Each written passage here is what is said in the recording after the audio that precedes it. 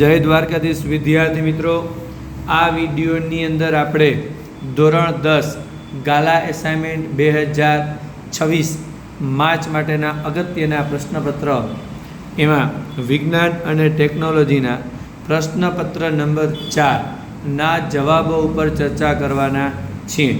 બીજું તમને કહી દઉં મિત્રો કે જો તમે હજુ અમારી ચેનલ સબસ્ક્રાઈબ ન કરી હોય તો સબસ્ક્રાઈબ કરો, વિડીયોને લાઈક કરો અને શેર કરો, જેથી તમે અમારા આવનારા વિડીયો પણ મેળવી શકો. પ્રશ્નપત્ર નંબર 4 વિભાગ એ. પહેલો છે વિકલ્પોમાંથી પસંદ કરીને વિકલ્પ લખવાનો છે. 6 વિકલ્પ આપણને પૂછાય છે મિત્રો. 6 જવાબ કમ્પલસરી છે. પ્રશ્ન 1, ઇથેનના અણુમાં કેટલા સહસંયોજક બંધ હોય છે? જવાબ આવશે 7. બીજું, દાંતનું બહારનું પડ શાનું બનેલું હોય છે? જવાબ આવશે કેલ્શિયમ ફોસ્ફેટ. ત્રીજું, 1 મ્યુ એમ્પિયર બરાબર ખાલી જગ્યા માઇક્રો એમ્પિયર. જવાબ આવશે 10⁻3. ચોથું, શ્વસનના પ્રથમ તબક્કામાં ગ્લુકોઝમાંથી કઈ નિપજ ઉત્પન્ન થાય છે? જવાબ આવશે પાયરુવેટ. પાંચમું, સમતલ અરીસાની સામે વસ્તુને 20 સેન્ટીમીટર અંતરે મૂકો તો વસ્તુ તેના પ્રતિબિંબ વચ્ચે કેટલું અંતર હોય છે? જવાબ આવશે 40 સેન્ટીમીટર. છઠ્ઠું, પ્રિઝમ વડે થતા શ્વેત પ્રકાશના કયા વિભાજનમાં કયા રંગનો પ્રકાશ સૌથી વધુ વિચલન પામે છે?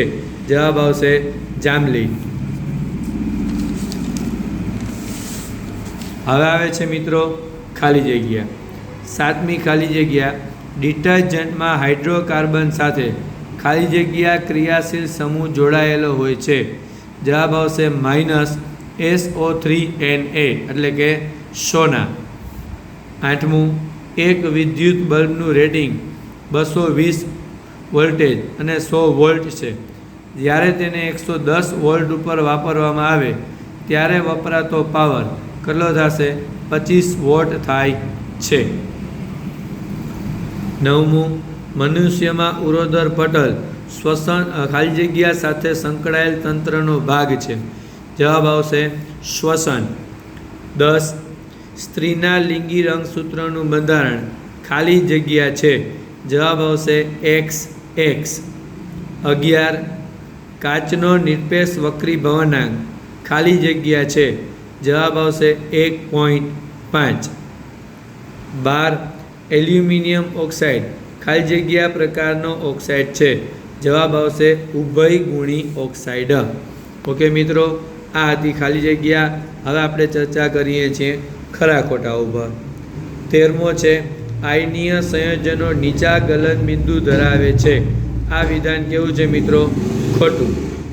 14, મનુષ્યમાં નર જાતિની સંતતિનું નિર્ધારણ પિતાના વાય રંગસૂત્ર દ્વારા થાય છે. જવાબ આવશે સાચું. 15, લઘુદ્રષ્ટિની ખામીવાળી વ્યક્તિની આંખમાં નેત્રપટલના પાછળના ભાગમાં વસ્તુનું પ્રતિબિંબ રચાય છે. જવાબ આવશે ખોટું. 16, Na2CO3 ક્ષાર છે છતાં તેનું જલીય દ્રાવણ બેઝિક પ્રકૃતિ ધરાવે છે. આ વિધાન કેવું છે? સાચું. હવે આવે છે માગ્યા મુજબ ઉત્તર આપો.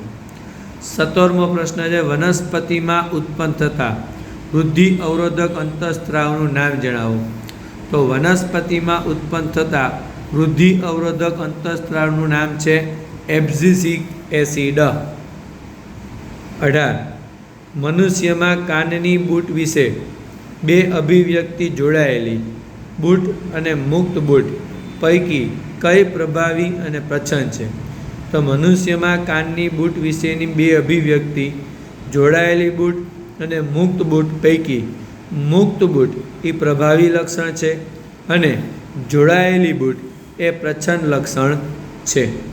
19, દ્રષ્ટિનું લઘુત્તમ અંતર કોને કહે છે? તો દ્રષ્ટિનું લઘુત્તમ અંતર એટલે કે દ્રષ્ટિનું જોઈ શકવાનું નજીકમાં નજીકનું અંતર. 20મો, વ્યાખ્યા આપો વિદ્યુત સ્થિતિમાનનો તફાવત. તો કોઈ વિદ્યુત પ્રવાહ ધારિત વિદ્યુત પરિપથનો કોઈ બે બિંદુ વચ્ચે વિદ્યુત સ્થિતિમાનનો તફાવત એટલે કે એકમ ધન વિદ્યુતભારને એક બિંદુથી બીજા બિંદુ સુધી લઈ જવા માટે કરવું પડતું કાર્ય એને કહેવાય વિદ્યુત સ્થિતિમાનનો તફાવત. આ ચર્ચા કરી મિત્રો આપણે 1 માર્કવાળા. હવે આવે છે જોડકાઓ, જેની અંદર 21મો છે સાઇટોકાઇનિન. તો એનું કાર્ય છે કોષ વિભાજનને પ્રેરવાનું. એબ્સિસિક એસિડ પર્ણકરમાઈ જાય છે. ઓઝોન સ્તરની અગત્ય અલ્ટ્રાવાયોલેટ કિરણોનું શોષણ અને ઓઝોન સ્તરના વિઘટન માટે જવાબદાર છે CFCS એટલે કે ક્લોરોફ્લોરોકાર્બન. ઓકે મિત્રો, આ ચર્ચા કરી આપણે વિભાગ એના જવાબો પર.